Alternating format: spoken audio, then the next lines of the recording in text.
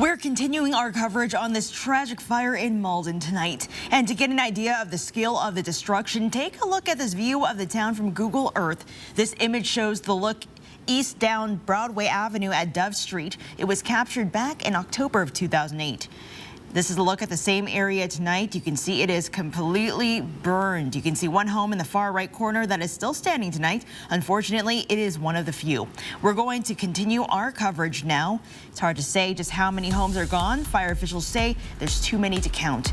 SImchuk has been on scene all afternoon and spoke to people who lost everything. He continues our fire coverage live in Malden. Well, Nia, it's hard to say just how devastating this fire is. So many homes in this town are still on fire. There's not much left of them. Look at this one, burned all the way down to the foundation. It's still on fire. This is the scene that it's like all over Malden right now. These people had about 15 minutes to evacuate when this fire first started. Some of them have not returned, and they don't know if they even have a home.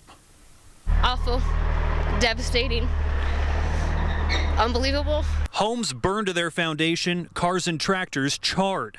The town of Malden is unrecognizable. Everything gone, clothes, beds, everything. Shannon Thornton and her husband were on their way home from Montana. They got a frantic call from their son. Somebody knocked on the door, said that they needed to be evacuated. He got his stuff and the dog food and headed on out. Before you know it, this is what happened to our house. This is all that's left. The gun safe made it. That's intact. Garden is fine. Chickens, they are around somewhere. But my cat, can't find her yet. Across the street, her neighbor's home untouched by the fast-moving flames. It was weird. It was surreal. It was like, you can't believe how fast. I still can't fathom how quickly it traveled. But the winds today were out of control. Whitman County Sheriff Brett Myers says he's never seen so much destruction. He estimates 8 out of every 10 homes in this town of a few hundred people are destroyed. Most of the residences that I saw were burned to the ground right down to the foundation. This is what the post office looks like. It burned for hours. So did other homes.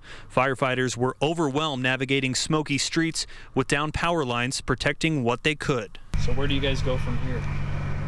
Don't know. That's a good question. That's the question for the Lord above. He'll take care of us. And back here live, still so many homes, mostly foundations, burning around the town. Firefighters are spread throughout. This fire kept moving to the southwest. It's grown to about 8,000 to 10,000 acres. The power is out in Malden. And we've also heard several explosions, likely some propane or gas tanks exploding as the fire reaches them. We'll continue our coverage in the morning, starting on Good Morning Northwest. Reporting live, SImchuk, 4 News Nightside.